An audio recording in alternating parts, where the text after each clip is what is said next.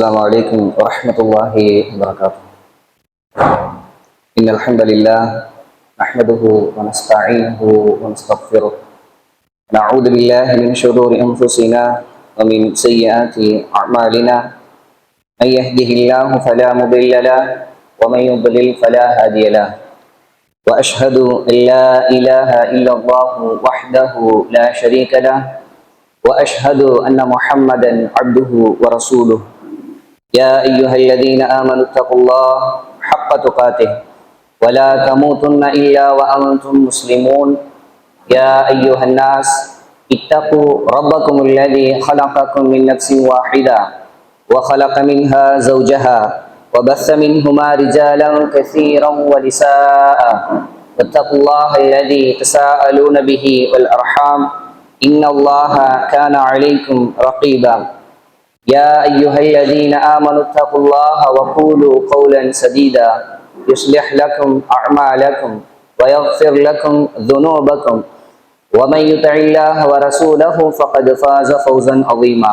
أما بعد، فإن أصدق الحديث كتاب الله، وخير الهدي هدي محمد صلى الله عليه وسلم، وشر الأمور محدثاتها، وكل محدثة بدعة، وكل بدعة ضلالة، وكل ضلالة في النار. அல்லாஹ்வின் நல்லடியார்களே, சகோதரர்களே, சகோதரிகளே, அல்லாஹு தஆலா இந்த இடத்தில் நம்மை ஒன்று சேர்த்தது போல் நாளை மறுமையில் சொர்க்கத்தில் உயர்ந்த சொர்க்கமான ஜன்னத்துல் ஃபிர்தௌஸ் என்ற சொர்க்கத்தில் என்னையும் என்னுடைய குடும்பத்தார்களையும் உங்களையும் உங்களுடைய குடும்பத்தார்களையும் ஒன்று சேர்ப்பானாக என துஆ செய்தவனாக எனது இந்த உபதேசத்தை ஆரம்பம் செய்கின்றேன்.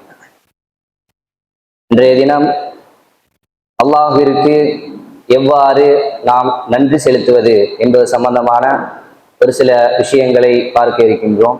அதேபோல் சென்ற நாட்களில் அல்லாஹ்விற்கு அவனுடைய விஷயங்களில் எவ்வாறு பொறுமையாக நடந்து கொள்வது என்பது சம்பந்தமான ஒரு சில விஷயங்களை நம்ம பார்த்திருந்தோம். இந்த பொறுமை, அதை தொடர்ந்து இந்த நன்றி செலுத்துதல், இந்த இரண்டும் ஒன்றோடு ஒன்று தொடர்புடையது. இமாம் இப்னு ஹஜர் அல் அஸ்கலானி ரஹிமஹுல்லா அவங்க சொல்றாங்க, பொறுமை, நன்றி செலுத்துதல் இந்த ரெண்டும் ஒன்றோடு ஒன்று தொடர்புடையது. இந்த ஒன்று இருக்கக்கூடிய நபரிடத்தில் இந்த ஒன்று இருக்கும். யாரிடத்தில் பொறுமை இருக்கிறதோ அவரிடத்தில் நன்றி செலுத்தக்கூடிய பண்பு இருக்கும். யாரிடத்தில் நன்றி செலுத்தக்கூடிய பண்பு இருக்கிறதோ அவர் ஒரு பொறுமைசாலியாகவும் இருப்பார் என்று அர்த்தம். அதே மாதிரி எந்த ஒன்று யாரிடத்தில் இல்லையோ இன்னொரு ஒன்றும் இருக்காது, போயிடும். யாரிடத்தில் பொறுமையாக ஒருவர் இல்லையோ அவர் ஒரு நன்றி செலுத்தக்கூடிய ஒரு மனிதராக இருக்க மாட்டார். யார் ஒருவர் நன்றி செலுத்தக்கூடிய ஒரு மனிதராக இல்லையோ அவர் ஒரு பொறுமைசாலியாக இல்லை என்று இமாம் இப்னு ஹஜர் அல் அஸ்கலானி ரஹிமஹுல்லாஹ் அவர்கள் சொல்வதை பார்க்கிறோம்.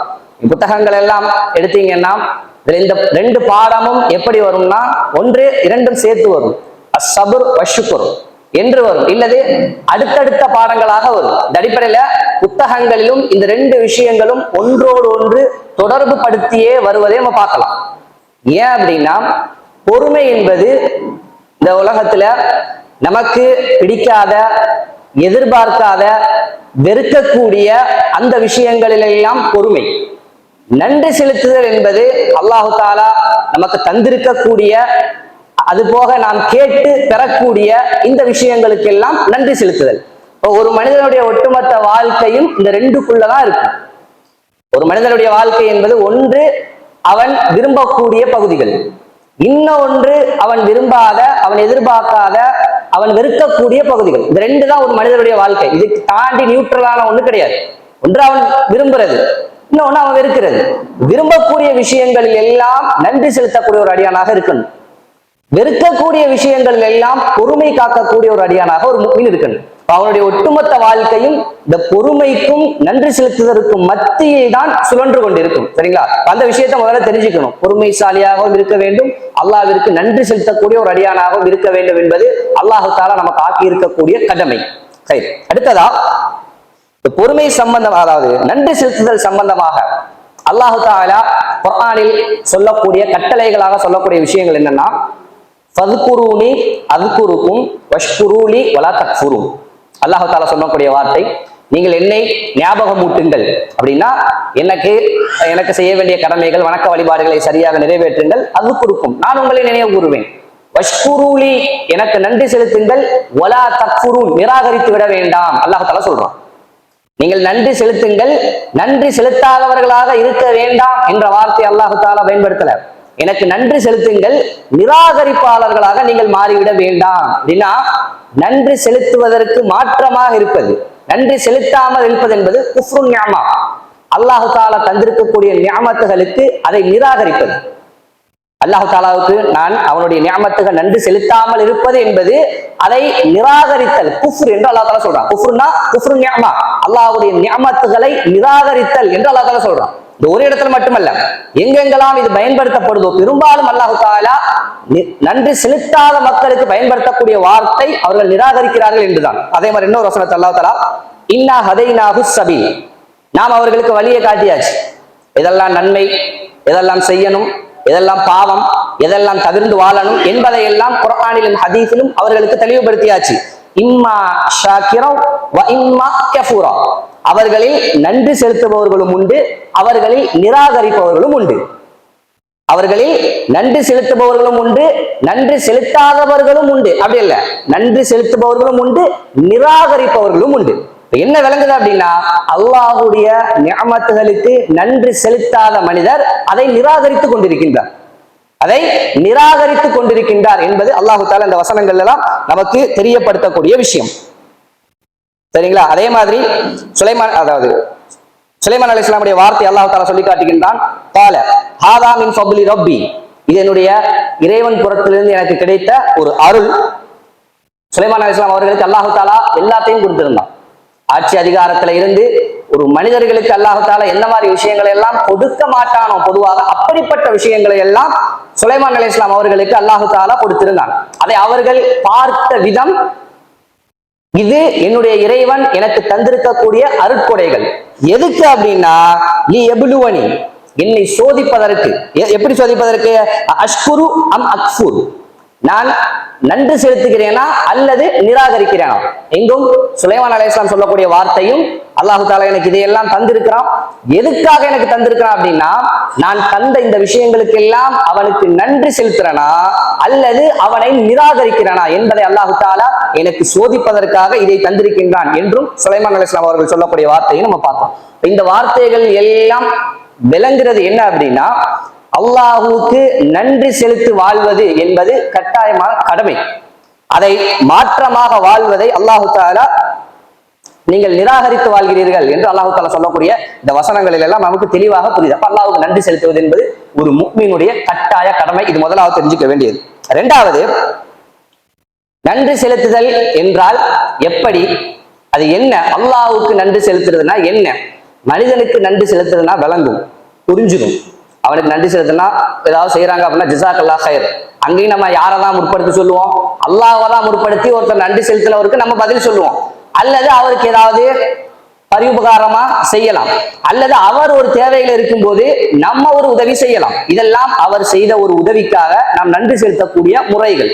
அல்லாஹ்வுக்கு எப்படி நன்றி செலுத்துறது?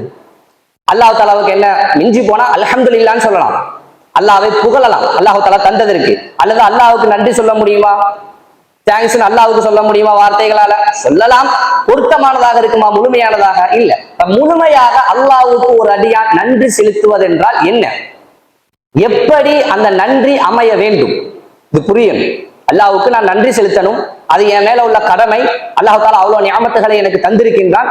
எப்படி அல்லாஹ்வுக்கு நான் நன்றி செலுத்துவது, இதை பற்றி இமாம் அபு இஸ்மாயில் அல் ஹரவி ரஹிமஹுல்லாஹ் அவர்கள் மனாசிலு ஸாயிரின் என்ற புத்தகத்துல அவங்க சொல்றாங்க, அல்லாஹ்வுக்கு நன்றி செலுத்துதல் என்றால் என்ன அப்படின்னா, வமாஅனி ஷுக்ர் ஸலாஸத்து அஷ்யா, அல்லாஹ்வுக்கு நன்றி செலுத்துதல் என்பது மூன்று விஷயங்களோடு தொடர்புடையது. அல்லாஹ்வுக்கு நன்றி செலுத்துதல் என்பது மூன்று விஷயங்களோடு தொடர்புடையது. அந்த மூன்றும் தான் அல்லாஹ்வுக்கு நன்றி செலுத்துவதற்கான முறைகள். மூன்று படிக்கட்டுகள். முதல் படிக்கட்டுல ஒருத்தர் அடைஞ்சிட்டாரு அப்படின்னா அவர் அடுத்த படிக்கு போகணும். அடுத்த படிக்கட்டை ஒருத்தர் அடைஞ்சிட்டாரு அப்படின்னா அவர் அடுத்த படிக்கு போகணும். மூன்றாவது படியையும் ஒருத்தர் சரியாக நிறைவேற்ற ஆரம்பித்தால் அவர் மனிதனாக அல்லாஹ்வுக்கு நன்றி செலுத்த தொடங்கிய ஒரு மனிதர், சரியாக அல்லாஹ்வை நன்றி செலுத்த ஆரம்பிச்சிட்டாரு என்று அர்த்தம். சரிங்களா? அவர்கள் சொல்லக்கூடிய 3 விஷயங்கள் என்ன அப்படின்னா, முதல்ல மஅரிஃபத்துன் நிஅமா, அல்லாஹு தஆலா எனக்கு என்னெல்லாம் தந்திருக்கான் அப்படிங்கிறத முதல்ல தெரிஞ்சுக்கணும். நான் நன்றி செலுத்தணும் அப்படின்னா நான் முதல்ல தெரிஞ்சுக்க வேண்டியது எதுக்கு நன்றி செலுத்தணும். எதுக்கு நன்றி செலுத்தணும் தெரியும்ல, நான் அல்லாஹ்வுக்கு நன்றி செலுத்தணும். எதுக்கு நன்றி செலுத்தணும்? அல்லாஹ்வுடைய நியாமத்துகள், எதெல்லாம் நியாமத் அல்லாஹு தாலா எனக்கு தந்திருப்பதில்ல, எதெல்லாம் எனக்கு அல்லாஹு தாலா தந்திருக்கக்கூடிய நியாமத்துகள் என்பதை முதல்ல ஒரு அடியான் தெரிஞ்சுக்கணும். அதுதான் நன்றி செலுத்துவதனுடைய ஆரம்பம். இரண்டாவது சும்மா குபூலு நியாமா, மூன்றாவது அந்த நியாமத்துகளை எல்லாம் கபுல் செய்து கொள்வது, அங்கீகரித்துக் கொள்வது. அப்படின்னா என்னன்னு பார்க்கலாம். அப்படின்னா என்னன்னு பார்க்கலாம், அங்கீகரித்துக் கொள்வது. மூணாவது சும்மா சனா உபியா, அதற்கெல்லாம் புகழ்வது அல்லாஹ்வை. அல்லாஹ்வை மூன்றாவதாக அந்த விஷயங்களுக்கு எல்லாம் புகழ்தல் என்று இமாம் அல் ஹரவி ரஹிமஹுல்லா அவர்கள் சொல்வதை பார்க்கிறோம். இப்ப மஅரிஃபத்துன் நிஅமா, அல்லாஹு தஆலா எனக்கு தந்திருக்கக்கூடிய நிஅமத்துகளை நான் முதலாவதாக என்னென்ன என்பதை தெரிந்து கொள்வதுதான் நன்றி செலுத்துவதனுடைய முதல் படி என்றால் அது என்ன அப்படின்னு இமாம் இப்னுல் கய்யிம் ரஹிமஹுல்லா அவர்கள் மதாரிஜுஸ் சாலிகீன் அப்படிங்கிற கிதாப்ல சொல்றாங்க. அப்படின்னா என்ன மஅரிஃபத்துன் நிஅமா அப்படின்னா என்ன அப்படின்னா, தக்ஸீலுஹா திஹ்னா, சிந்திச்சு யோசிச்சு பார்த்து அந்த விஷயங்களை எல்லாம் உணர்வது. அல்லாஹு தாலா எனக்கு என்னவெல்லாம் அல்லாஹு தாலா எனக்கு தந்திருக்கான் அப்படின்னு ஒவ்வொன்றாக யோசிச்சு பார்த்து சிந்தித்து பார்த்து அதை நினைவில் கொள்வதுதான் மஅரிஃபத்துன் நிஅமா. ஏன்னா வெறுமனே சும்மா அல்லாஹு தாலா எனக்கு நிறைய தந்திருக்கான் அப்படின்ட்டு போயிட்டோம் அப்படின்னா அது அங்கே நின்றும். அதுக்கு மேல நம்ம அல்லாஹு தாலா எனக்கு என்னவெல்லாம் தந்திருக்காங்கிறத அறிந்து கொள்ளக்கூடிய நிலை ஏற்படாது. எப்போ அல்லாஹு தாலா எனக்கு என்னெல்லாம் தந்திருக்கான்னு யோசிச்சு பார்க்க ஆரம்பிக்கிறோமோ, சிந்திச்சு பார்க்க ஆரம்பிக்கிறோமோ, அப்பதான் விளங்கும் அல்லாஹு தாலா எவ்வளவு தந்திருக்கான். அது வரைக்கும் விளங்காது, அது வரைக்கும் தெரியாது. எப்ப யோசிச்சு பார்க்க ஆரம்பிக்கிறோமோ அப்பதான் அல்லாஹு தாலா எனக்கு எவ்வளவு தந்திருக்கான் அப்படிங்கிறது விளங்கும். அதான் சொல்றாங்க, அதுதான் முதல் படி. அல்லாஹ் தாலா சொல்றான், வமா பிக்கும் மின் நிஅமத்தின் ஃபமினல்லாஹ், உங்களுக்கு இந்த உலகத்துல எது வந்து சேர்ந்திருந்தாலும் அது அல்லாஹ்விடத்திலிருந்து உங்களுக்கு வந்தது. உங்களுக்கு இந்த உலகத்தில் எந்த ஒரு நிஅமத் கிடைச்சிருந்தாலும் அது அல்லாஹ்விடத்தில் இருந்து வந்தது. நிறைவில் கொள்வது, சிந்தித்து பார்ப்பது என்பதை அவர்கள் முதல் படியாக சொல்லும் போது ஷைத்தான் அந்த இடத்துக்கு நம்மளை விட மாட்டான். ஷைத்தான் அந்த ஒரு இடத்திற்கு நம்மளை விட மாட்டான். உதாரணமா அல்லாஹ்விடத்துல 10 விஷயத்தை அல்லாஹ்விடத்தில் கேட்டு அல்லாஹ் தாலா 9 விஷயங்களை நமக்கு தந்திருப்பான். ஒரு விஷயத்தை அல்லாஹ் தாலா தந்திருக்க மாட்டான். சரிங்களா? ஷைத்தான் எதை ஞாபகப்படுத்துவான்? அந்த ஒன்றுதான். அல்லாஹ்ட்ட கேட்டேன், இது இன்னும் கிடைக்கல, மோசமான வகையில பேசி சிந்திக்கிறது ரெண்டாவது. அந்த அளவுக்கு நம்ம போக வேணாம். அல்லாஹ் மோசமான வகையில பேசுறது, தப்பான வகையில அது போக வேணாம். ஆனால் முதல்ல நமக்கு என்ன சிந்தனை வரும் அப்படின்னா, அல்லாஹ் தாலா எந்த ஒரு விஷயத்தை அல்லாஹ்ட்ட கேட்டுட்டு இருக்கேன், இன்னும் தரல, இன்னும் கிடைக்கல, 9 விஷயம் அல்லாஹ் தாலா உனக்கு தந்தானா இல்லையா, அதை யோசிக்க விட மாட்டான். ஷைத்தான் அதை யோசிக்க விட மாட்டான். அதனாலதான் அது முதல் படி. அந்த விஷயங்களை எல்லாம் சிந்தித்து பார்ப்பதுன்னா முதல் படி. உதாரணமா ஒரு மனிதர்கிட்ட நீங்க ஒரு உதவி கேட்கிறீங்க, ஒரு மனிதர் அல்லது உங்களுக்கு பெரிய அளவுல உங்களுடைய எல்லா விஷயங்களையும் கவனித்துக் கொள்ளக்கூடிய ஒரு மனிதர், உங்களுடைய எல்லா விஷயங்களையும் பார்த்து கொள்ளக்கூடிய ஒரு மனிதர், ஒரு எல்லா தேவைகளையும் உங்களுக்கு அவர் தான் செஞ்சு தந்துகிட்டு இருக்காரு. உங்களுடைய சின்ன வயசுல இருந்து அல்லது ஒரு குறிப்பிட்ட வயசுல இருந்து உங்களுக்கு எல்லா தேவையும் அவர் தான் செய்யறாரு. ஒரு சில நேரங்கள்ல ஒரு சில விஷயங்களை அவரால் செய்ய முடியாம போகுதுன்னு வைங்க. ஒரு சில விஷயங்களை அவரால் செய்ய முடியாம போகுது, மற்ற விஷயங்கள் எல்லாம் உங்களுக்கு செஞ்சு தர்றாரு. நம்மளுடைய பேச்சு அவரை பத்தி எப்படி இருக்கும்? அவர் அல்ஹம்துலில்லாஹ் எல்லாமே எனக்கு அவர் தான் பாக்குறாரு. ஒரு சில விஷயங்கள் அவரால் முடியாம போகும், அதனால அவர் செய்யறது இல்லையே தவிர மற்றபடி என்னுடைய விஷயங்கள் எல்லாத்தையும் அவர் தான் பொறுப்பா பாத்துக்கிறாரு. சொல்லுமா இல்லையா? அவர் தான் எல்லாத்தையும் பாத்துக்கிறாரு அப்படின்னு. அல்லாஹ்வுடைய விஷயத்துல அது வராது. அல்லாஹ்வுடைய விஷயத்துல நம்மளுக்கு என்ன சிந்தனை வரும்னா, நம்ம கேட்டு எது கிடைக்கலையோ அது மட்டும்தான் சிந்தனைக்கு வரும். இத்தனைக்கும் அந்த மனிதர் அவரால் முடியாம போனதால தரல, அந்த மனிதர் அவரால் முடியாம போனதால தரல. அல்லாஹு தாலா நான் உன்னை கேட்டு எனக்கு தடுக்கிறான் அப்படின்னா அவனால தர முடியாம இல்ல, அது எனக்கு வேண்டாதது. நல்லா புரிஞ்சுக்கணும். அல்லாஹ்விடத்துல நான் ஒண்ணு கேட்டு எனக்கு அது கிடைக்கல அப்படின்னா ஒரு முஃமினுடைய முதல் சிந்தனை என்னன்னா, கிடைக்கலையே அப்படிங்கிறது இல்ல, அப்ப அது எனக்கு வேண்டாதது. அது உங்களுக்கு எவ்வளவு முக்கியமானதாக பட்டாலும் சரி, அஸா அன் தக்ரஹு ஷைஅன் வஹுவ கைருல் லக்கும் வஅஸா அன் துஹிப்பு ஷைஅன் வஹுவ ஷர்ருல் லக்கும் வல்லாஹு யஅலமு வ அன்தும் லா தஅலமூன். அல்லாஹ் தஆலா சொல்றான், நீங்க ஒரு சில விஷயங்களை விரும்பலாம், ஆசைப்படலாம், இதனுக்கு கிடைச்சா என்னுடைய வாழ்க்கை நல்லா இருக்குமே என்று யோசிக்கலாம். ஆனால் அது உங்களுக்கு கெட்டது, அது உங்களுக்கு கெட்டது.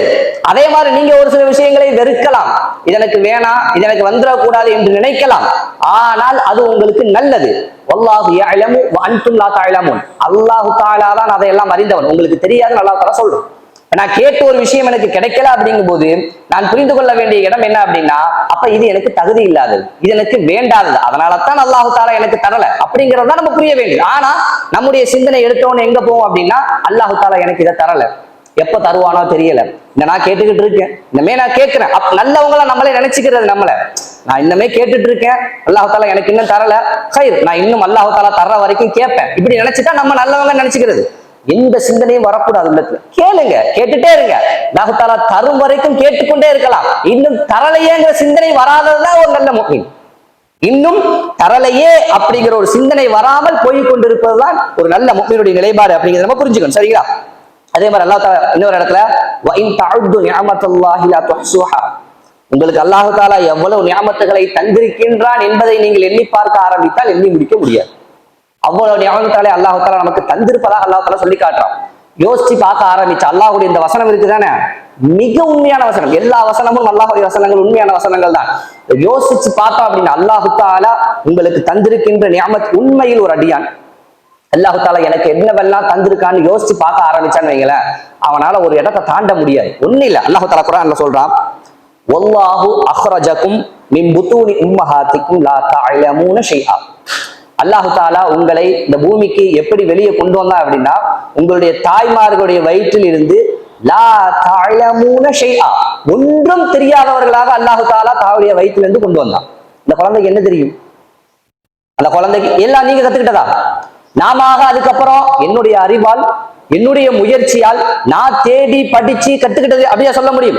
இல்ல, அல்லாஹ் தஆலா கொண்டு வந்து சேர்த்தது. அல்லாஹ் தஆலா சொல்றான், உங்களுடைய தாயுடைய வயிற்றிலிருந்து அல்லாஹ் தஆலா ஒன்றும் தெரியாதவர்களாக உங்களை வெளியேற்றினான். அந்த நிலைமையில தான் வந்தோம் வெளியே, அந்த நிலைமையில தான் வந்தோம் வெளியே, ஒன்றும் இல்லாதவர்களாகத்தான் வெளியே வந்தோம். நீங்க அதாவது ஒரு தாய் குழந்தையை சுமக்க ஆரம்பிக்கின்ற அந்த நேரத்துல அந்த அந்த ஹாஸ்பிட்டல்ல உள்ள அந்த ஸ்கேன், அந்த விஷயங்கள் எல்லாம் பாத்தீங்கன்னா தெரியும், அந்த குழந்தை அந்த தாயுடைய வயிற்றுல எப்படி இருக்கு ஆரம்பத்துல அப்படின்னு. ஒரு 40 நாள், ஒரு 50 நாள், 35 நாள், இந்த மாதிரி ஆரம்ப வடிவத்துல அந்த குழந்தை எப்படி இருக்குன்னு பாத்தீங்கன்னா சின்னதா அவ்வளவு பெருசுதான் இருக்கும். அந்த குழந்தை இவ்வளவு பெருசுதான் அந்த குழந்தை இருக்கும். அதை அல்லாஹ் தஆலா ஒன்றும் தெரியாத நிலையில் வெளியே வந்து அதுக்கப்புறம் அல்லாஹ் தஆலா அவர்களுக்கு எல்லாத்தையும் கற்றுக் கொடுத்ததாக அல்லாஹ் தஆலா சொல்லி காட்டுறான்.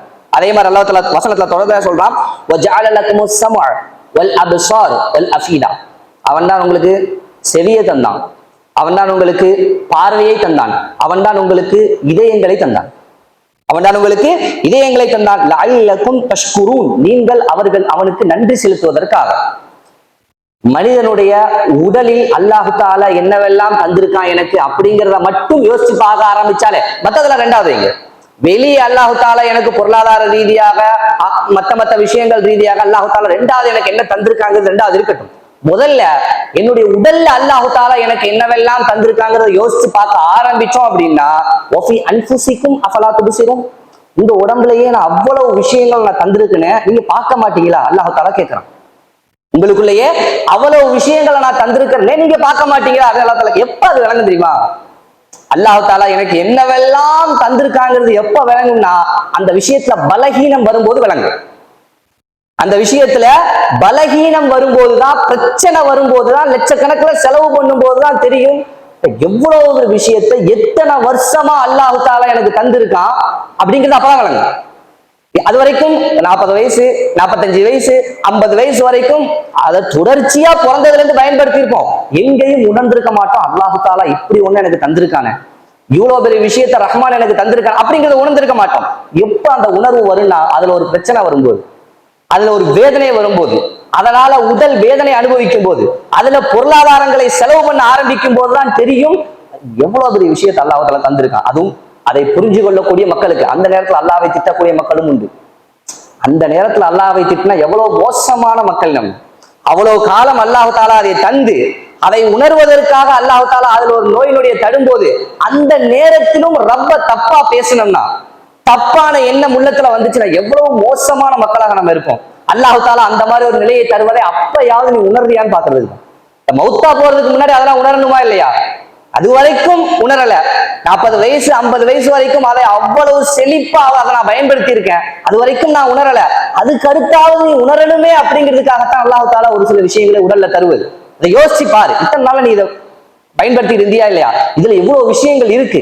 இதை நீ உணர்ந்ததில்லை, இப்பயாவது உணர்ந்து கொள். அப்படித்தான் அல்லாஹ் தாலா அதை தருவது. அந்த நேரத்திலையும் அல்லாஹ் தாலா எனக்கு இப்படி கஷ்டத்தை தர்றான், அல்லாஹ் தாலா என்னை எப்படி சோதிக்கிறான், அல்லாஹ் தாலா ஏன் தான் எப்படி வச்சிருக்கானோ தெரியல. தினமும் 5 வேளை நான் தொலை தான் செய்யறேன், நல்லா நோன்பு வைக்க தான் செய்யறேன், ஏழைகளுக்கு தான் சாப்பாடு வாங்கி கொடுக்க தான் செய்யறேன். எப்படி இதை புரிஞ்சுக்கிறது? என்ன ஒரு நிலைமை இது? என்ன ஒரு பேச்சு இது? புரிஞ்சுக்க முடியுதா உங்களால? ரஹ்மான் எனக்கு தருவதே அவனுடைய நியமத்துகளை உணர்வதற்கு. இந்த ஒரு நிலையத்தை அல்லாஹ் தாலா சொல்லி காட்டுறான். உங்களுக்கு அல்லாஹ் தாலா தந்திருக்கக்கூடிய நியமத்துகளை எண்ணி பார்க்க ஆரம்பித்தால் எண்ணி முடிக்க முடியாதுன்னு என்ன அர்த்தம்? மௌத்தார வரைக்கும் நீங்க எண்ணிக்கிட்டே இருங்க. ஒவ்வொன்னா நீங்க நினைச்சு பார்த்துக்கிட்டே இருங்க, யோசிச்சு பார்த்துக்கிட்டே இருங்க. இதுதான் நன்றி செலுத்துவதனுடைய ஆரம்பம். இதான் நன்றி செலுத்துவதனுடைய ஆரம்பம். யோசிச்சுக்கிட்டே இருக்கணும், நினைச்சுக்கிட்டே இருக்கணும். அதற்கு எப்படி அந்த நியமத்துக்களை எல்லாம் நினைச்சு பார்த்து புரிஞ்சுக்கிறது அப்படின்னா, வாழ்க்கையினுடைய அழகான தத்துவத்தை அல்லாஹ்வுடைய தூதர் ஹதீஸ்ல சொல்லி தராங்க. எல்லா விஷயத்துக்கும் ஒரு நிம்மதியான, ஒரு மகிழ்ச்சியான, ஒரு ஒரு பிரச்சனை இல்லாத ஒரு நிம்மதியான வாழ்க்கைக்கு அல்லாஹ்வுடைய ஒரே ஒரு ஹதீஸ்ல ஒரு அழகான செய்தியை சொல்லி தந்தாங்க. என்ன தெரியுமா? உந்துரு இலா மன் அஸ்ஃபல மின்கும் வலா தந்துரு இலா மன் ஹுவ ஃபௌகக்கும். எப்பயுமே உங்களுக்கு கீழ் இருக்கக்கூடிய மனிதர்களை பாருங்க, உங்களுக்கு மேல் இருக்கக்கூடிய மனிதர்களை பார்க்காதீர்கள். இந்த ஒரு ஹதீஸை ஒருவர் நடைமுறைப்படுத்த ஆரம்பிச்சால் அவருடைய வாழ்க்கை நிம்மதியா இருக்கும். என்ன சொன்னாங்க? உங்களுக்கு கீழுள்ள மனிதர்களை பாருங்க. எல்லா விஷயத்திலும், பொருளாதாரம், ஆரோக்கியம், மற்ற நியாமத்துகள் எல்லாத்திலும் உங்களுக்கு கீழுள்ள மனிதர்களை பாருங்க. அல்லாஹ் தஆலா அவர்களுக்கு எவ்வளவு கொடுத்திருக்காண்டு, உங்களுக்கு எவ்வளவு தந்திருக்கான் அப்ப விளங்கும். நீங்க மேல் உள்ளவர்களை பார்த்தோம்னா நமக்கு கம்மியா தந்திருக்கான், எனக்கு இன்னும் சரியா தரல, நான் கேட்ட விஷயங்கள் இன்னும் கிடைக்கல, இப்படி சைத்தானிய சிந்தனை தான் வரும்.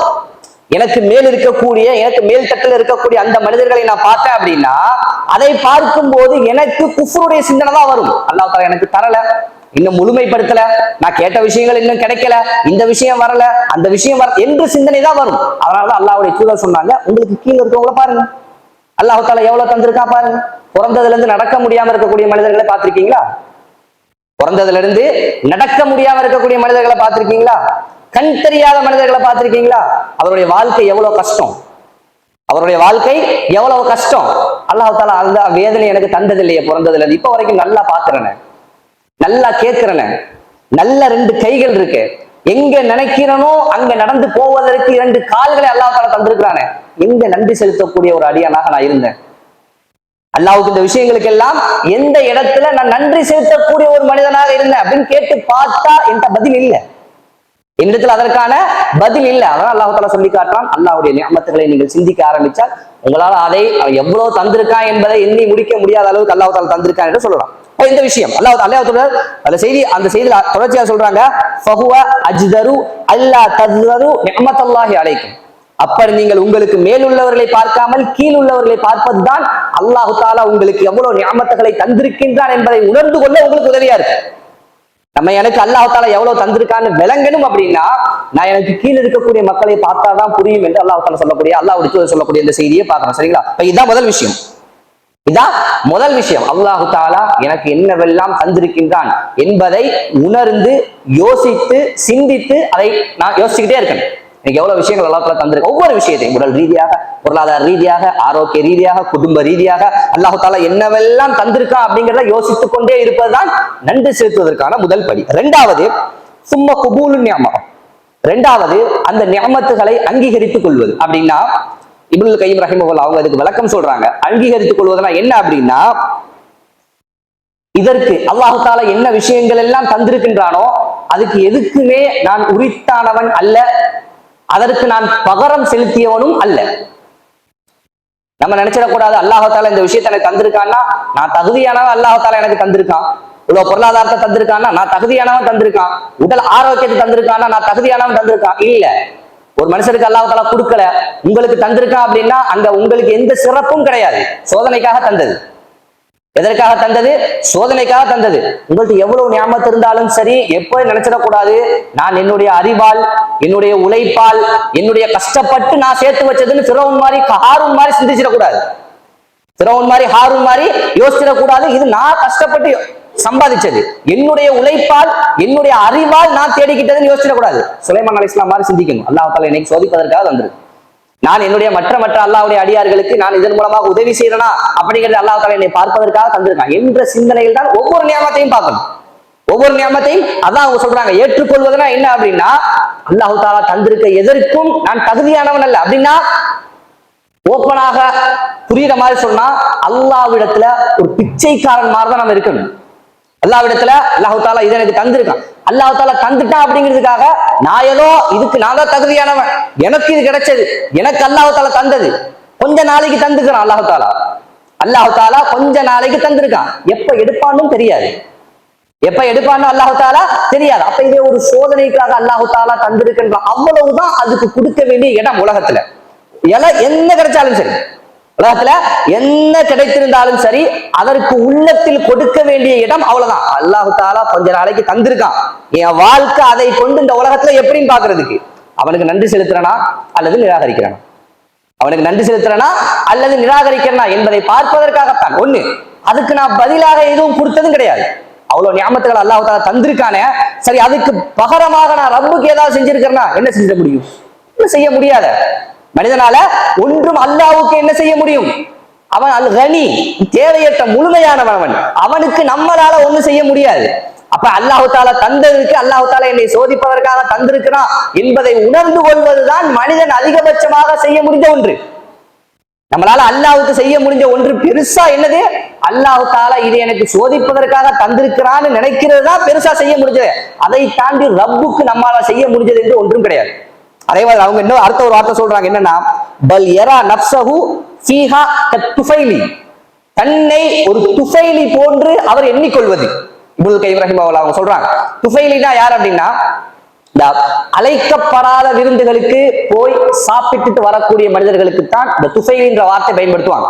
இதை இப்படித்தான் அல்லாஹ்வுடைய விஷயத்துல ஒரு மனிதர் தன்னை நினைச்சுக்கணும் அப்படின்னா, அழைக்கப்படாத விருந்துல போய் ஒருத்தர் சாப்பிட்டு எந்திரிச்சு வர்றாருன்னு வைங்களேன், அவர் எப்படி போயிட்டு வருவாரு? எவ்வளவு வெட்கப்பட்டுக்கிட்டு, அந்த உணவு எனக்கானதில்ல, ஒரு திருட்டுத்தனமா நான் போறேன், அதை போய் சாப்பிட்டுட்டு நான் வரேன், எவ்வளவு பணி போறேன், எவ்வளவு வெட்கத்தோட போயிட்டு வரேன். அப்படித்தான் அல்லாஹ் தஆலா உங்களுக்கு தந்த நியாமத்துகளை நீங்க நடந்துக்கணும். ஏதோ எனக்காகவே கிடைச்ச மாதிரி, நானே சம்பாதிச்ச மாதிரி, எனக்கே வந்து சேர்ந்த மாதிரி அப்படிங்கிற நடையெல்லாம் உங்களுக்கு இருக்கக்கூடாது. அல்லாஹ் தஆலா ஏதோ தந்திருக்கிறான், நான் ஏதோ வாழ்ந்துட்டு இருக்கேன், அல்லாஹ் தஆலா இப்படி ஒரு பணிவோடு. பிச்சை கேட்பவன் அவங்க அந்த மக்கள்கிட்ட எப்படி கேட்பான்?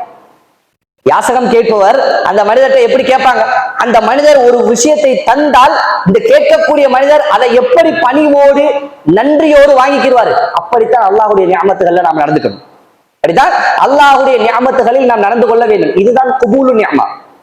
அல்லாஹ்வுடைய நியமத்தை அங்கீகரித்துக் கொள்வது என்றால், நான் அதற்கு தகுதியற்றவன், நான் அதற்கு உரித்தானவன் அல்ல என்கின்ற அடிப்படையில், நான் அதற்கு பகரமாகவும் என்னுடைய ரப்புக்கு எதுவும் கொடுத்ததில்லை என்ற சிந்தனையில் அந்த நியமத்துகளை அனுபவிப்பதுதான் என்னது? அல்லாஹ்வுடைய நியமத்துகளை நான் அங்கீகரித்துக் கொள்வது. இது இரண்டாவது. மூன்றாவது என்னன்னா, சும்ம ஸனாஉ பிஹா, அதற்காக அல்லாஹ்வை புகழ்வது. இது மூன்றாவது கட்டம். மூன்றாவது அல்லாஹ்வை புகழ்வது. அல்லாஹ் தஆலா குர்ஆன்ல சொல்றான், வ அம்மா பி நிஅமத்தி ரப்பிக ஃபஹத்திஸ், உங்களுக்கு அல்லாஹ் தஆலா தந்திருக்கக்கூடிய நியமத்துகளை வெளிப்படுத்துங்கள். அப்படின்னா முதல்ல அல்லாஹ் தஆலா எனக்கு தந்திருக்கக்கூடிய விஷயங்களை வெளிப்படுத்தணும் உலகத்துல. அப்படின்னா எல்லாத்தையும் காட்டுறதல்ல, அல்லாஹ் தஆலா எனக்கு என்னெல்லாம் தந்திருக்கான்னு காட்டுறதல்ல, ஒண்ணுமே தரலங்கிற மாதிரியான பிம்பத்தை காட்டக்கூடாது.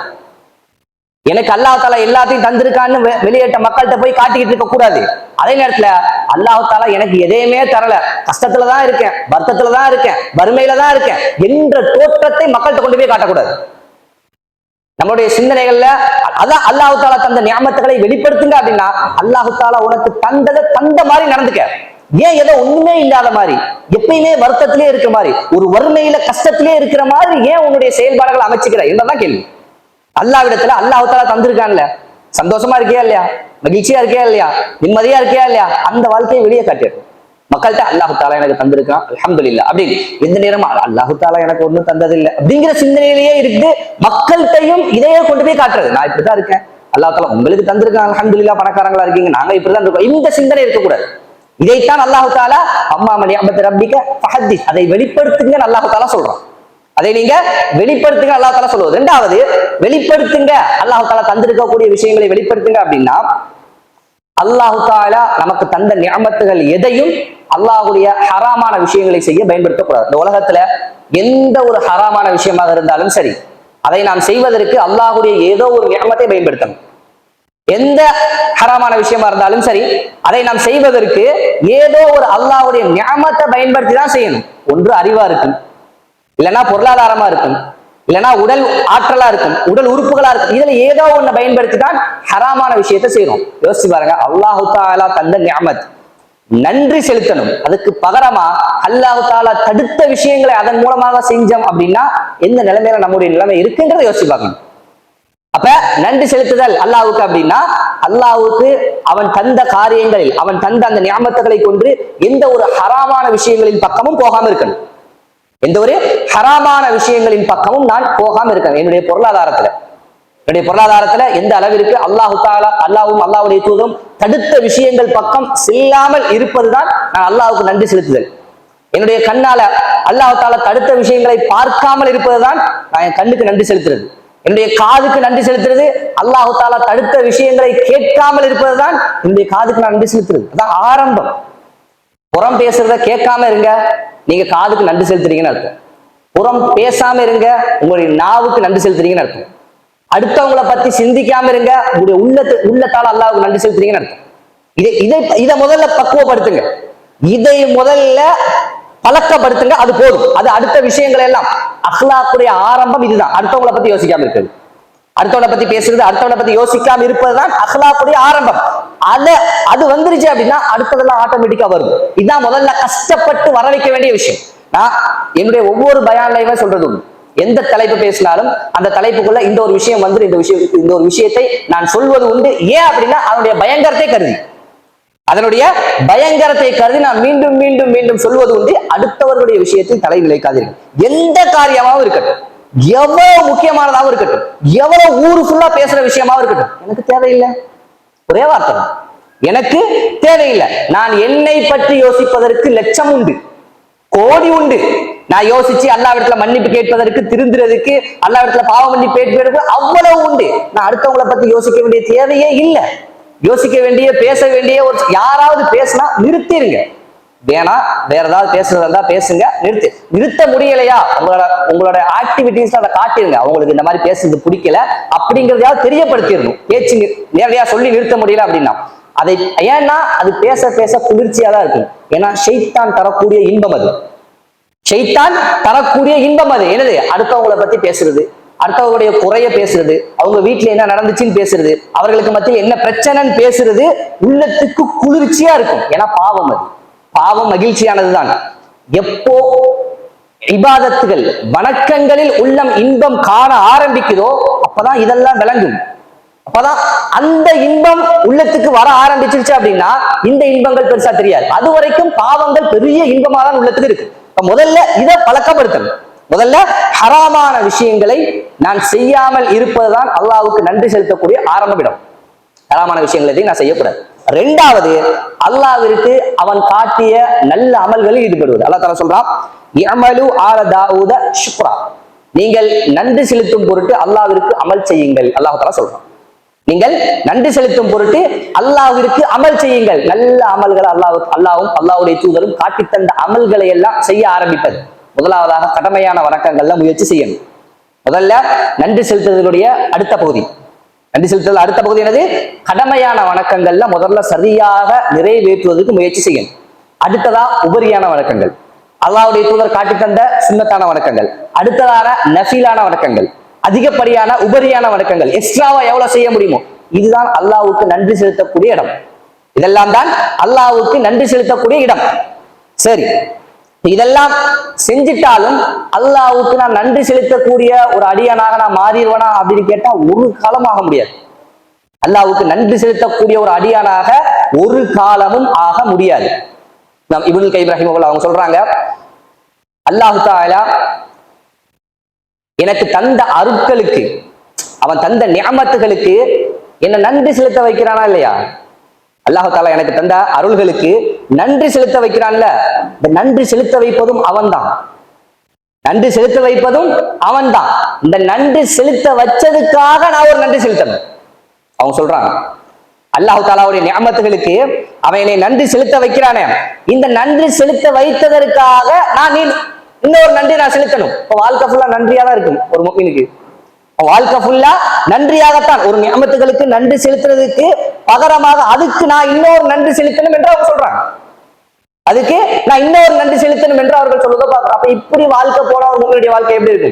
அல்லாஹ் தஆலா தந்ததுக்கு நான் நன்றி செலுத்துறேன், நன்றி செலுத்த வைத்ததற்கு ஒரு நன்றி. ஏன் அப்படின்னா ஒண்ணு இல்ல, நம்ம நல்ல அமல்கள் செய்யறோம் அப்படிதானே? நல்ல அமல்கள் தொழுகிறோம், தர்மம் செய்யறோம், நோன்பு வைக்கிறோம், ஏதோ ஒண்ணு. இந்த நல்ல அமல்களை செய்யும் போது நம்மளுக்கு என்ன சிந்தனை வரும்னா, நான் ஒரு நல்ல அமல் செஞ்சேன், நான் தொழுதேன், நோன்பு வச்சேன், உம்ரா செஞ்சேன், ஒரு தர்மம் செஞ்சேன். எப்படி? ஒரு உதாரணம் சொல்றேன். ஒரு தர்மம் செய்றீங்கன்னு வைங்க. தர்மம் செய்வதற்கு பொருளாதாரத்தை யார் தந்தா? அல்லாஹ் தஆலா. அந்த தர்மத்தை பெறுகின்ற அளவிற்கு பொருளாதாரத்தில் குறைவான ஒரு மனிதரை ஆக்கியவன் யாரு? அல்லாஹ் தஆலா. அந்த பொருளாதாரத்தில் குறைவான அந்த மனிதரை உங்க கண் முன்னாடி அவனுடைய தேவையை உங்கள்கிட்ட வந்து கேட்க வைத்த அந்த நபர் யாரு? அல்லாஹ் தஆலா. அவர் வந்து கேட்கும் போது அவருக்கு தர்மம் செய்யக்கூடிய அந்த அந்த எண்ணத்தை, அந்த நேரத்துல அந்த சிந்தனையை எனக்கு தந்தவை யாரு? இதெல்லாம் இறைவனுடைய தௌஃபீக். அல்லாஹ் தஆலா. அதுவும் யாரு? அந்த நேரத்துல என்கிட்ட காசு இருக்கு, அவருக்கு தேவை இருக்கு, வந்து கேட்கிறாரு, எல்லாரும் கொடுத்துறது இல்லையே, அந்த நேரத்துல உள்ளத்தில் இறைவனுடைய தௌஃபீக் வேணும். அந்த நேரத்துல அந்த தௌஃபீக் எனக்கு தந்தது யாரு? அல்லாஹ் தஆலா. மீண்டும் அதற்கு நாளை மறுமையில கூலி தர்றது யாரு? அல்லாஹ் தஆலா. எல்லாம் இந்த உலகத்துல அவனோட. எனக்கு தந்ததும் அவன், அந்த தேவையை கேட்பதற்காக ஒரு மனிதரை தந்ததும் அவன், அதற்கும் அல்லாஹ் தஆலா நாளை மறுமையில கூலி தர்றான். அதுக்கும் அல்லாஹ் தஆலா நாளை மறுமையில கூலி தர்றான். இப்ப என்னுடைய பங்கு இந்த இடத்துல என்னன்னு விளங்குதா? தர்மம், அந்த எண்ணம், அதற்கான முயற்சி, அந்த பொருளாதாரம், இந்த மனிதர்களை தேடி திரிஞ்சு யாராவது தர்மம் செய்வோம் நம்மள உண்டா? தேடி திரிஞ்சு ஊர் ஊரா போய் யாருக்குடா தேவை இருக்கு ஏதாவது எப்படி நம்மள உண்டா? வர்றவங்களுக்கு கொடுக்கறதே பெருசா இருக்கு, வர்றவங்களுக்கு கொடுக்கறதே பெரிய கஷ்டமா இருக்கு. அப்ப என்னுடைய பங்கு என்ன இதுல அப்படின்னா, ஒரு நல்ல எண்ணம் ஆரம்பத்துல, அது மட்டும்தான் என்னுடைய பங்கு, என்னுடைய பங்கு. அல்லாஹ் தஆலா தந்த நிஅமத்துகளுக்கு நன்றி செலுத்தணும். என்னால முடிஞ்ச அளவுக்கு அல்லாஹ்வுடைய மார்க்கத்துக்கு பயன்படணும். என்னால முடிஞ்ச அளவுக்கு அல்லாஹ்வுடைய ஹராமான விஷயங்களை தவிர்த்து வாழணும். என்னால் இயன்ற அளவுக்கு வணக்க வழிபாடுகள்ல நான் ஈடுபடணும் என்ற ஆரம்ப நல்ல சிந்தனை மட்டும்தான் என்னுடைய பங்கு. அதுக்கு மேல எல்லாம் அல்லாஹ்வுடைய தௌஃபீக். அதுக்கு மேல உள்ளது எல்லாம் அல்லாஹ்வுடைய தௌஃபீக். இந்த சிந்தனையை என்னால உண்மையாக இஹ்லாஸாக அல்லாஹ்விடத்துல கொடுக்க முடியல அப்படின்னா நான் எங்க போனேன்? கொடுத்த அல்லாஹ் தஆலா அந்த பாதைகள் எல்லாம் திறந்து தருவான். நான் உண்மையிலேயே இஹ்லாஸா சரியான முறையில் அல்லாஹ்வை அந்த நேரம் சரியா தொழணும் என்ற எண்ணத்துக்கு நான் வந்தால் அதுக்குரிய பாதைகளை அல்லாஹ் தஆலா எனக்கு காட்டுவான். ஹராமான விஷயங்கள் எல்லாம் எப்படியாவது நான் தவிர்த்து வாழணும் என்று உண்மையா அல்லாஹ்வின் மீது நம்பிக்கை வைத்து மறுமையுடைய சிந்தனையில பாவங்களை எல்லாம் தவிர்ந்தே ஆக வேண்டும் என்று உண்மையாக இஹ்லாஸாக சிந்தித்தால் அல்லாஹ் தஆலா போதுமானவன் பாதுகாப்பதற்கு. வணக்க வழிபாடுகள் இன்னும் எவ்வளவு அதிகமாக நான் நிலைநிறுத்த முடியுமோ அந்த அளவிற்கு நான் முயற்சி செய்யணும் என்ற உண்மையான சிந்தனை கொண்டு வந்தால் அதற்கு தௌஃபீக் செய்வதற்கு அல்லாஹ் தஆலா போதுமானவன். இவ்வளவுதான் ஒரு மனிதன் நன்றி செலுத்துதல் என்ற அடிப்படையில் அல்லாஹ்வுக்காக செய்ய முடிஞ்சது. என்னது? ஒரு நல்ல எண்ணம், அதற்கான முயற்சி. இவ்வளவுதான். அல்லாஹ் தஆலா எனக்கு தந்த சக்தியும் அவ்வளவுதான்.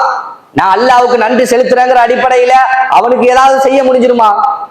7 வானம் பூமியுடைய அதிபதி அவன். அனைத்து படைப்புகளையும் படைத்து ஆட்சி செய்யக்கூடியவன் அவன். அவனுக்கு நான் என்ன நன்றி செலுத்த முடியும்? அவனுக்கு நான் என்ன நன்றி செலுத்த முடியும்? ஒண்ணு இல்ல. அதிகபட்சமா அல்லாஹ்விடத்துல அப்ப யோசிச்சு பாருங்க. அல்லாஹ் தஆலா எனக்கு இந்த உலகத்துல வாழ்வதற்கு தந்த எல்லா விஷயங்களுக்கும் என்னால குறைஞ்சபட்சமா செய்ய முடிஞ்சது ஒரு நல்ல எண்ணம். யா அல்லாஹ், ஒரு நல்ல மனுஷனா நான் வாழணும்.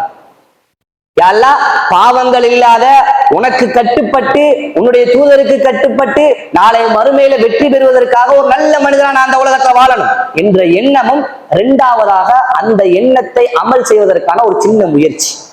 இந்த ரெண்டும் தான் நான் அல்லாஹ்வுக்கு செய்யக்கூடிய நன்றி. இது இல்லாம நம்ம வாழ்ந்தோம் அப்படின்னா எந்த அளவிற்கு நான் அல்லாஹ்வுடைய நிஅமத்துகளை நிராகரித்து வாழ்றேன் அப்படிங்கிறது யோசிச்சு பாருங்க. இந்த விஷயங்களை நம்ம யோசிக்கணும்.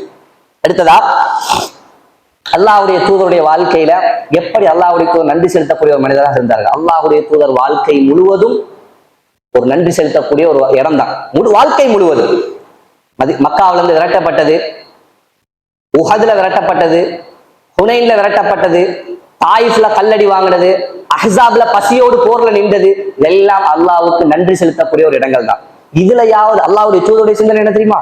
இவ்வளவு கஷ்டப்பட்டால் அல்லாஹ் தஆலா எனக்கு தந்ததற்கு நான் ஒரு நன்றி உள்ள அடியானா மாறிட மாட்டேனா என்ற சிந்தனை தான், என்ற சிந்தனை தான். ஒரு இடத்தை பாருங்க, அல்லாஹ்வுடைய தூதர் இரவு நேரத்துல வீட்டை விட்டு வெளியே வர்றாங்க.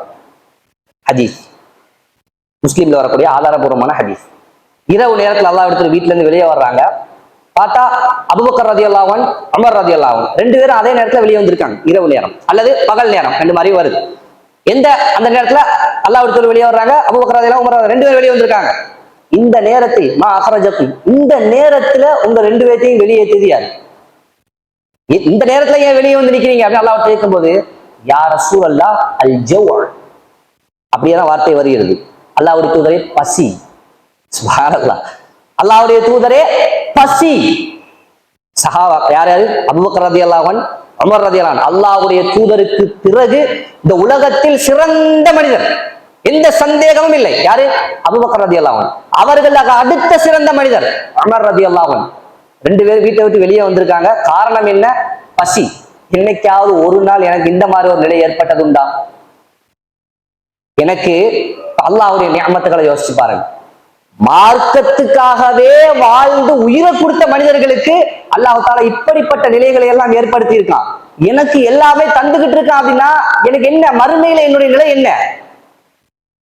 அவர்களுக்கு அல்லாஹ் தஆலா மார்க்கத்துக்காகவே தன்னுடைய வாழ்க்கை, உடல், பொருளாதாரம் எல்லாத்தையும் கொடுத்த மனிதர்கள், அவங்களுக்கு பசியின் காரணமாக ஒரு இரவுல வெளியே வர்றாங்க அப்படின்னா, எனக்கு எல்லாத்தையுமே அல்லாஹ் தஆலா தந்து மார்க்கத்துக்காகவும் நான் பெருசா ஒண்ணும் பண்ணதில்லை. மார்க்கத்துக்காக பண்றது ரெண்டாவது, நான் தனிப்பட்ட வணக்கங்கள்லயே நான் என்ன சரியில்லை, தனிப்பட்ட என்னுடைய பாவங்கள்லயே நான் என்ன சரியில்லை. இப்ப என்னுடைய நிலைமை மறுமையில என்ன, அவர்களுடைய நிலைமை மறுமை என்ன?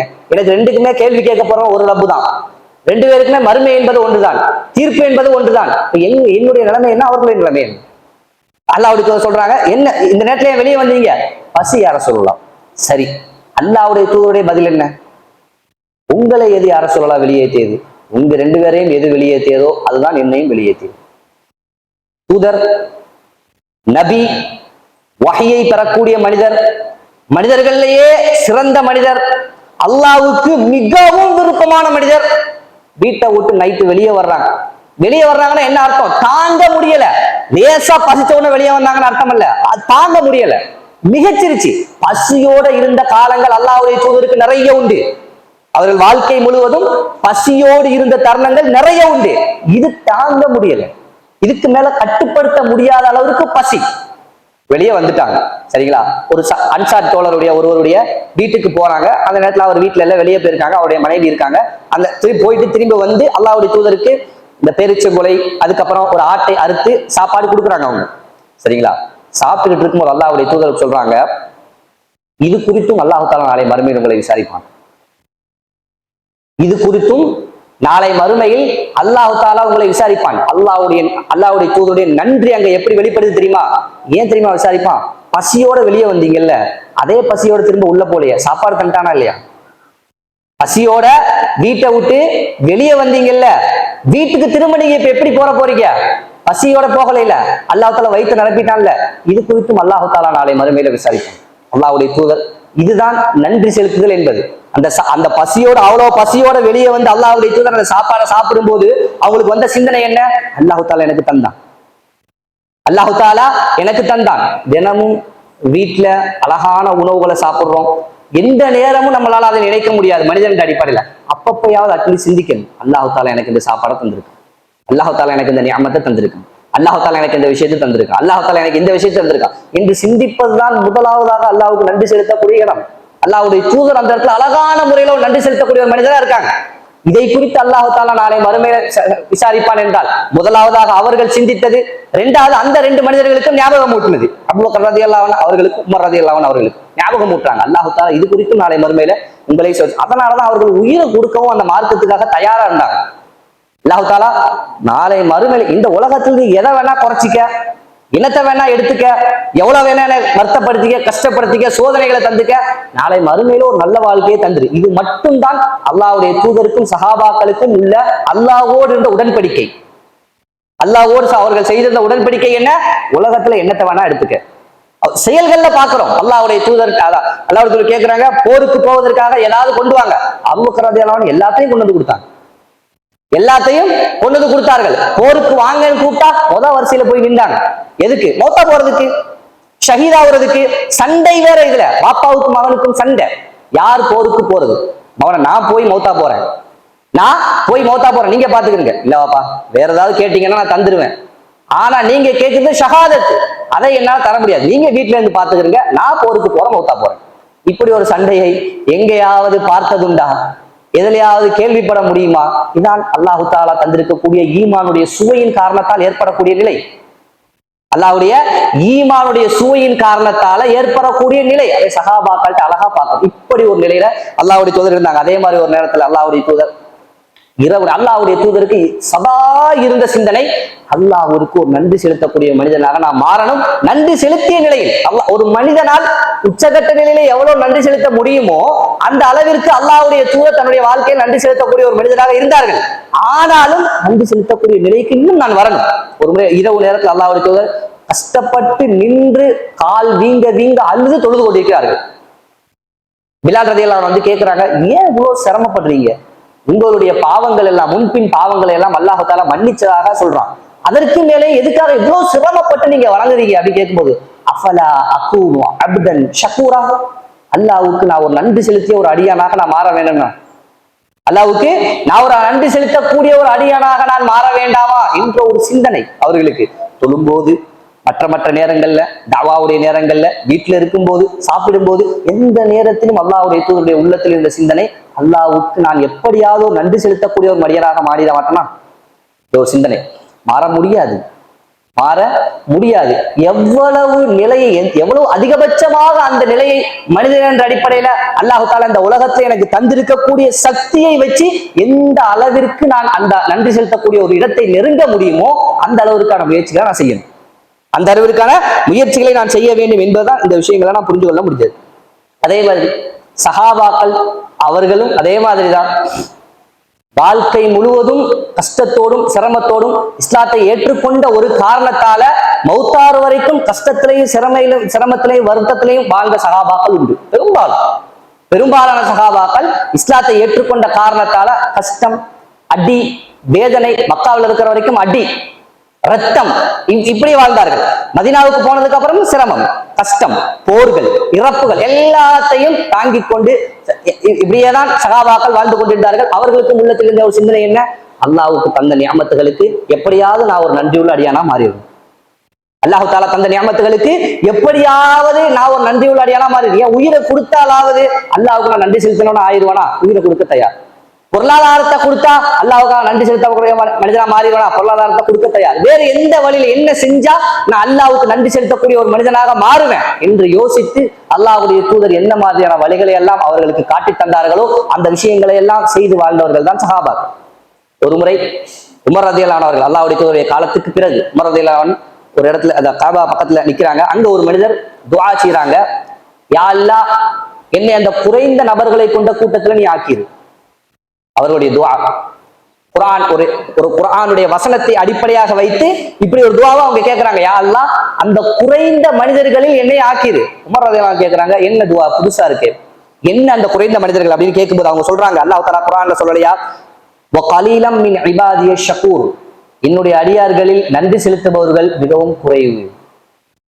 என்னுடைய அடியார்களில் நன்றி செலுத்துபவர்கள் மிகவும் குறைவு. அதைத்தான் அல்லாஹ்விடத்தில் நான் கேட்கிறேன், யா அல்லாஹ், உனக்கு நன்றி செலுத்தக்கூடிய மக்களாக என்னை ஆக்கிரு. அப்படிங்கிறதா அவங்க என்ன செய்யறாங்க, அந்த குறைவான மனிதர்களில் என்னை ஒருவனாக ஆக்கிரு அப்படின்னு அந்த மனிதர் துஆ கேட்கிறாங்க. உமர் ரலியல்லாஹு சொல்றாங்க, உமரை விட எல்லாரும் நிறைய தெரிஞ்சவங்களா தான் இருக்காங்க. உமர் ரலியல்லாஹு அவர்கள் அந்த நேரத்துல சொன்ன வார்த்தை, உமரை விட அனைவரும் நிறைய தெரிஞ்சவங்களா தான் இருக்காங்க என்று உமர் ரலியல்லாஹு சொன்ன விஷயத்தையும் நம்ம பார்க்கிறப்ப இந்த விஷயங்கள் எல்லாம் நமக்கு விளங்கப்படுத்துறது, அல்லாஹ்வுடைய தூதரும் சரி, சஹாபாக்களும் சரி, சதா அவருடைய உள்ளத்தில் இருந்த சிந்தனை, அல்லாஹ்வுக்கு எப்படியாவது நான் ஒரு நன்றி செலுத்தக்கூடிய மனிதராக மாறிடும். அவர்களுடைய இந்த சிந்தனையும் பாருங்க, நம்முடைய இந்த சிந்தனை, நம்ம வாழக்கூடிய இந்த நேரத்துல நம்முடைய சிந்தனைகள் எப்படி இருக்கு அப்படின்னு உரசிப்பாரு. நாம் இந்த உலகத்திற்காக எடுக்கக்கூடிய முயற்சி, இந்த உலகத்தில் நாம் வாழ வேண்டும் என்பதற்காக எடுக்கக்கூடிய முயற்சிகள், செய்யக்கூடிய செயல்பாடுகள் என்பதெல்லாம் எப்படி இருக்கு, சஹாபாக்களுடைய விஷயங்கள், சஹாபாக்களுடைய முயற்சிகள், சஹாபாக்களுடைய சிந்தனைகள் எல்லாம் எப்படி இருக்கு. ரெண்டு பேருக்கும் முடிவு ஒண்ணுதான். நம்பிக்கை நம்ம ரெண்டு பேரும் கொண்டிருக்கக்கூடிய சகாபாக்களும் சரி நாமும் சரி கொண்டிருக்கக்கூடிய நம்பிக்கை இறுதி நேரம் ஒன்றுதான், நாளை மறுமை, அல்லாஹ்வுடைய கேள்வி கணக்கு, அதற்கு பிறகு தீர்ப்பு, அதற்கு பிறகு ரெண்டு இனம், ஒன்றில் சொர்க்கம் இல்லைன்னா நரகம். இதுதான் நாமும் சரி அவர்களும் சரி கொண்டிருந்த நம்பிக்கை. அதுல எந்த சந்தேகம் நமக்கு இல்லை, நமக்கு அதுல எந்த சந்தேகமும் இல்லை. அந்த நம்பிக்கையில் எந்த அளவிற்கு யார் உறுதியாக இருக்கா என்பதுலதான் நமக்கு அவர்களுக்குள்ள வித்தியாசம். நமக்கு அவர்களுக்குள்ள வித்தியாசம் அந்த நம்பிக்கையில எந்த அளவிற்கு உறுதியாக இருக்க. நம்பிக்கை உண்டு, ஆமா, நம்மள்ட்ட யார்கிட்ட கேட்டாலும் மௌத்தா போக மாட்டியான்னு கேட்டா யாரும் இல்லைன்னு சொல்ல போறது, ஆமா மௌத்தா தான் போவேன். மறுமை இருக்கான்னு கேட்டா ஆமா மறுமை இருக்கு. அல்லாஹ் தஆலா எழுப்பி கேள்வி கேட்பானா, ஆமா கேள்வி கேட்பான். சொர்க்கம் உண்டா, உண்டு. நரகம் உண்டா, உண்டு. அந்த நம்பிக்கை எந்த அளவுல இருக்கு? சஹாபாக்களுக்கு உச்சகட்டமா இருக்கு. சஹாபாக்களுக்கு எப்படியா இருந்தாலும் ஒரு நாள் மௌத்து, அடுத்து அல்லாஹ் தஆலா என்னை எழுப்ப போறான், கேள்வி கேட்க போறான், அந்த நரகம் பக்கம் போயிடக்கூடாது, அந்த கபர்ல நான் வேதனையை அனுபவிச்சிடக்கூடாது, அதற்காக அந்த உலகத்துல நான் எதையும் இழக்க தயார், எவ்வளவும் சிரமம் எடுக்க தயார், எவ்வளவு முயற்சி செய்ய தயார், எப்படியாவது அந்த மறுமையில அந்த நரகத்துல இருந்து பாதுகாக்கப்படணும், கபருடைய வேதனையில இருந்து பாதுகாக்கப்படணும். இதுதான் அவர்களுக்கு இருந்த சிந்தனை. நமக்கு அது ஒரு ஓரமா இருக்கு, நமக்கு அது ஒரு ஓரமா லேசா அப்பப்ப வந்து போகக்கூடிய நிலைமையில தான் நமக்கு இருக்கு. குறிப்பா இந்த மாதிரி பயான் நிகழ்ச்சிக்கு வரும்போது அல்லது ரமதானுடைய மாசம் வரும்போது தானே, ரமதானுடைய மாசம் வரும்போது அப்பதான் லேசா அந்த எண்ணம் வந்து லேசா வெளியே எட்டி பாக்குது. ஓ மறுமைன்னு ஒண்ணு இருக்கு, ஆமா மறந்துட்டேன், சொர்க்கம்னு ஒண்ணு இருக்கு, நரகம்னு ஒண்ணு இருக்கு, மௌத்தா போனா கபருடைய வாழ்க்கைன்னு ஒண்ணு இருக்கு. அதெல்லாம் அப்பப்ப லேசா வருது. சஹாபாக்களுக்கு எந்நேரமும் இருந்த சிந்தனை அது. அதனாலதான் அவங்க சொல்றாங்க, யார சொல்லலாம், உங்களோடு இருக்கும்போது ஒரு நல்ல நிலைமையில எங்களுடைய உள்ளங்கள் இருக்கு. பாருங்க, உங்களோடு இருக்கும்போது நல்ல சிந்தனையில எங்களுடைய உள்ளங்கள் இருக்கு, வீட்டுக்கு போனா சிந்தனை மோசமாயிருது. அப்படின்னா உலக ரீதியான சிந்தனை வருது, மனைவி, பிள்ளைகள், பொருளாதாரம், சம்பாத்தியம் என்கின்ற சிந்தனை வருது. அப்படின்னு சொல்லும்போது அல்லாஹ் அவருக்கு சொன்னாங்க, அது வரதான் செய்யும் அப்படின்னா. அது சஹாபாக்கள் அதுக்கு பயந்துகிட்டே இருக்காங்க. அது ஒரு சாதாரண நிலைதான், அது இல்லாம மனிதன் வாழ முடியாது. வீட்டுடைய குடும்பத்துடைய விஷயங்களை எல்லாம் பார்க்கணும். சஹாபாக்கள் அதை மோசமான நிலையாக நினைச்சிருக்காங்க உள்ளத்துல. அதனாலதான் உங்களோட இருக்கும்போது சொர்க்கத்தை பாக்குற மாதிரி இருக்கு, நரகத்தை பாக்குற மாதிரி இருக்கு, சொர்க்கத்து மேல ஆசை வருது, நரகத்து மேல பயம் வருது. வீட்டுக்கு போயிட்டா உலக சிந்தனை வந்துருது, மனைவி பிள்ளைன்னு போயிருது, சொத்து சுகம்னு போயிருது. இப்படி ஆயிரம் அல்லாஹ்வுடைய தூதரே பயந்தாங்க, ஒருவேளை மோசமான நிலைக்கு போயிட்டணும், மறுமையை மறந்துட்டணும், உலகத்துல ஆசை வந்துருச்சோ, நாளை மறுமைக்கு எழுப்புனா என்ன, இப்ப மௌத்தா போயிட்டா, எந்த சிந்தனைக்கு போயிடுறாங்க சஹாபாக்கள். லேசா மறுமையுடைய சிந்தனையை விட்டு லேசா திரும்பினா அவங்களுக்கு இந்த பயம் வந்துருது. முடிஞ்சோ, அல்லாஹ் தஆலா நாளை மறுமையில எழுப்பி கேள்வி கேட்டா என்னோட நிலைமை என்ன, இப்படி மௌத்தா போனா இப்ப என்ன உலக ஆசையா இருக்கு, சம்பாதிக்கணுங்கிற என்ன இருக்கு, நிம்மதியா வாழணுங்கிற ஆசை இருக்கு, பெரிய அளவுல மகிழ்ச்சியா இருக்கணுங்கிற ஆசை இருக்கு, இப்படியே நான் மௌத்தா போனா என்ன முடிஞ்சுது. அவங்களுக்கு இந்த சிந்தனை வந்துட்டு அவ்வளவுதான், அல்லாஹ் பக்கம் போறது, தர்மம் செய்யறது, தொழுவது, நோன்பு வைக்கிறது, இப்படி போயிடுவாங்க. இந்த சிந்தனைகள், இப்படிப்பட்ட எண்ணங்களில் தான் சஹாபாக்கள் இருந்தார்கள் என்கின்ற விஷயத்தையும் நாம் பார்க்க முடியும். சரிங்களா? இதெல்லாம் அல்லாஹ்வுக்கு நன்றி செலுத்தக்கூடிய முறைகள். இப்படித்தான் நான் என்னுடைய ரப்புக்கு நன்றி செலுத்த வேண்டும் என்பதையும் நாம் புரிந்து கொள்ள வேண்டும். அதே மாதிரி நன்றி செலுத்துவதன் மூலமாக அல்லாஹு தஆலா நமக்கு கிடைக்கக்கூடிய விஷயமாக என்ன சொல்றான் அப்படின்னா, சஹாபாக்கள் இப்படி எல்லாம் வாழ்ந்தாங்கன்னு நம்ம பார்த்தோமே. இந்த சஹாபாக்களுக்கு அல்லாஹ் தஆலா கொடுத்த மிக பெரும் வாக்குறுதி என்ன, உத்தரவாதம் என்ன? ரலியல்லாஹு அன்ஹும் வ ரது அன்ஹு. அவர்களை அல்லாஹ் தஆலா பொருந்திக் கொண்டான், அவர்களும் அல்லாஹ்வை பொருந்திக் கொண்டார்கள். இதுதான் அல்லாஹ் தஆலா அவர்களுக்கு கொடுத்த மிக உச்சகட்ட உத்தரவாதம், அல்லாஹ்வுடைய பொருத்தம். அல்லாஹ்வுடைய பொருத்தம் அதுதான் இந்த உலகத்துல பெருசு. அல்லாஹ் தஆலா சொல்றான், வ ரிதுவானு மினல்லாஹி அக்பர். அல்லாஹ்வுடைய பொருத்தம் கிடைப்பதுதான் இந்த உலகத்திலேயே மிக பெருசு. அல்லாஹ்வுடைய பொருத்தம் கிடைப்பதுதான் இந்த உலகத்திலேயே மிக பெருசு அப்படின்னு அல்லாஹ் தஆலா சொல்லிட்டு அல்லாஹ் தஆலா சொல்றான், வலா யர்தா லி இபாதிஹில் குஃப்ர். அல்லாஹ் தஆலா தன்னுடைய அடியார்களிடத்தில் நிராகரிப்பை ஏற்றுக்கொள்வதில்லை. இந்த இடத்துல நிராகரிப்பு என்பது குஃப்ரு நிஅமா, அல்லாஹ்வுடைய நிஅமத்துகளை நிராகரிப்பதை அல்லாஹ் தஆலா ஏற்றுக்கொள்வதில்லை. வ இன் தஷ்குரு யர்தா லக்கும். நீங்கள் நன்றி செலுத்தினால் அல்லாஹ் தஆலா உங்களை பொருந்திக் கொள்வான். சஹாபாக்களுக்கு அல்லாஹ் தஆலா கொடுத்திருந்த அந்த உத்தரவாதத்தை நாம் பெறுவதற்குரிய வரியாக அல்லாஹ் தஆலா நமக்கு காட்டி தரக்கூடியது என்ன? அல்லாஹ்வுக்கு நன்றி செலுத்துவது. அல்லாஹ்வுக்கு நீங்கள் நன்றி செலுத்தினால் அல்லாஹ் தஆலா உங்களை பொருந்திக் கொள்வான். அல்லாஹ் தஆலா சொல்றான். அதே மாதிரி இன்னொரு இடத்துல அல்லாஹ் தஆலா எப்படி எந்த அளவிற்கு நன்றி செலுத்தினால் அல்லாஹ்வுடைய பொருத்தம் கிடைக்குது அப்படிங்கறத அல்லாஹ்வுடைய ஒரு செய்தியில சொல்றாங்க, இன்னல்லாஹ லா யர்பா மினல் அப்தி. அல்லாஹ் தஆலா ஒரு அடியானை பொருந்திக் கொள்கிறான். அல்லாஹ் தஆலா ஒரு அடியானை பொருந்திக் கொள்கிறான். எப்ப தெரியுமா? ஒரு வாய் சாப்பாடு சாப்பிட்டா அதற்கு அவன் அல்லாஹ்வை புகழ்றான். ஒரு வாய் சாப்பாடு அல்லாஹ் தஆலா தந்ததுக்கு அவன் அல்லாஹ்வை புகழ்றான். அலைஹா வ யஷ்ரபுல் ஷர்பத ஃபயஹ்மதஹு அலைஹா. ஒரு தண்ணீர் அவன் குடிச்சான்னா அவன் அல்லாஹ்வை புகழ்கின்றான். இப்படிப்பட்ட அடியானை அல்லாஹ் தஆலா பொருந்திக் கொள்கிறான். சாப்பிட்டுட்டு அல்லாஹ்வை புகழக்கூடிய அல்ஹம்துலில்லாஹ் இந்த வார்த்தையை சொல்லக்கூடியவனை அல்லாஹ் தஆலா பொருந்திக் கொள்கிறான். ஏதாவது குடிச்சிட்டு அல்ஹம்துலில்லாஹ் என்று சொல்லக்கூடிய வார்த்தையை அல்லாஹ் தஆலா பொருந்திக் கொள்கிறான். அந்த அடியானை அல்லாஹ் தஆலா பொருந்திக் கொள்கின்றான் என்றால் ஒவ்வொரு நேரத்திலும் அல்லாஹ் தஆலா தந்த ஒவ்வொரு நிஅமத்துகளையும் நினைச்சு பார்த்து அதுக்கு நன்றி செலுத்தணுமே என்ற சிந்தனை வருவதே அல்லாஹ் தஆலா நம்மை பொருந்திக் கொள்ளக்கூடிய மிக பெரும் பகுதி அது. அல்லாஹ்வுடைய பொருத்தம் வேண்டும் என்றால் என்ன செய்யணும் அல்லாஹ் சொல்லி காட்டுறாங்க. அல்லாஹ்வுக்கு நன்றி செலுத்தக்கூடிய ஒரு இடத்துக்கு வரணும். அல்லாஹ்வை புகழணும். அல்லாஹ்வை புகழணும். புகழ்வது என்றால் வாயால் புகழ்வதும் சரி, அல்ஹம்துலில்லாஹ் என்ற வார்த்தை சொல்வதும் சரி, அவனை வணங்குவதும் அவனை புகழ்வது, அவன் தடுத்த பாவங்களை விட்டு தூரமாகுவது அவனை புகழ்வது. புகழ்வது என்றால் வெறுமனே அல்ஹம்துலில்லாஹ் என்று சொல்வது மட்டுமல்ல. நீங்க தொழுவுறீங்க அல்லாஹ்வை புகழ்றீங்கன்னு அர்த்தம். நோன்பு வைக்கிறீங்க அல்லாஹ்வை புகழ்றீங்கன்னு அர்த்தம்.